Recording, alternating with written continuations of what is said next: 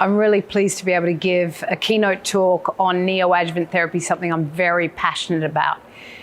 What I'll be talking about is the development of neoadjuvant therapy, but really looking into the future with a crystal ball. Neoadjuvant therapy has absolutely revolutionized our field. Neoadjuvant therapy, the concept is where you give drug before definitive surgery of high-risk early stage melanoma, stage 3 melanoma, rather than the classical historical surgery first followed by adjuvant mop-up treatment. So we're giving the drug first.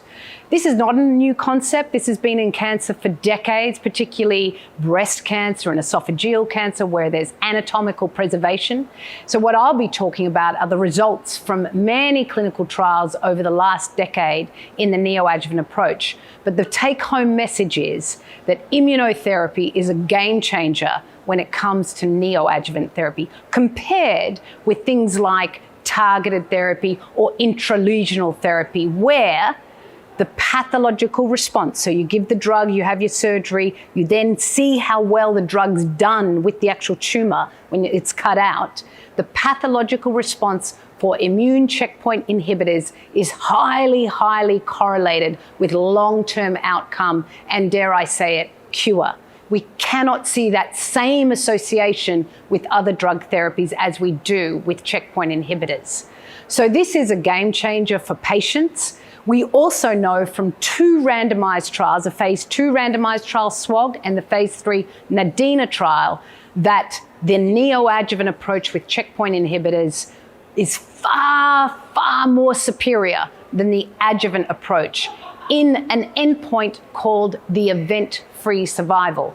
That endpoint is a mishmash of recurrence after you've had surgery, progression before the surgery, and death from melanoma or death due to treatment. So that endpoint encompasses all of those outcomes for patients. And we saw in the phase 2 randomized SWOG trial that neoadjuvant pembro versus adjuvant pembro, there was a 42% reduction in the risk of an event, a bad outcome. And for the NADINA trial, we saw a 68% reduction in the risk of a bad outcome when given neoadjuvantly over adjuvantly. In the NADINA trial, it was a combination of checkpoints neoadjuvant versus single agent adjuvant. So I'll be talking about that data, and that data has a history. How did we get to that point to show definitively that the neoadjuvant approach is the way to go? I'll also be looking into the future. Where are some of the things we need to do more work in? And they include biomarkers. It's all about less is more. De-escalating treatment. More single agent, less doublet. Who needs the doublet? The more toxicity. Who needs a single agent? So using biomarkers to select out who needs de-escalation of their treatment. Also how the pathological response can drive de-escalation of treatment. Not only de-escalation of surgery, so less surgery, but also de-escalation of adjuvant treatment, less drug therapy in general. So when you have a major pathological response, so a complete or near complete pathological response, having had your neoadjuvant checkpoints, you don't need your adjuvant treatment. Also, you don't need a full lymph node dissection. You can have just an index node removed. So it's all about less is more for the future. For those who don't have a good response to neoadjuvant treatment, so that's about 40% of people do not have a major pathological response to doublet immune checkpoint inhibitors. Of that 40%, about a third are fine, they don't recur. So we're now talking about 2/3 of 40%. That is now our focus. So neoadjuvant helps us focus in that unmet population of patients to get us to 0 deaths from melanoma. So what we can do now is envisage a future neoadjuvant treatment. Those who do well go on to no further treatment and less surgery and just follow-up. Those who don't do well, we then introduce newer and more novel drug therapies.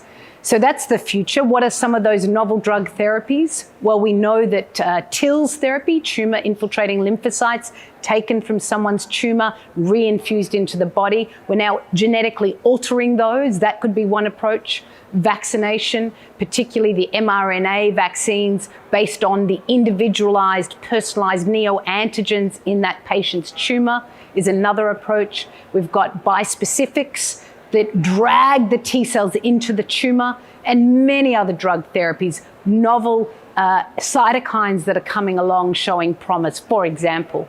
So this gives us an opportunity.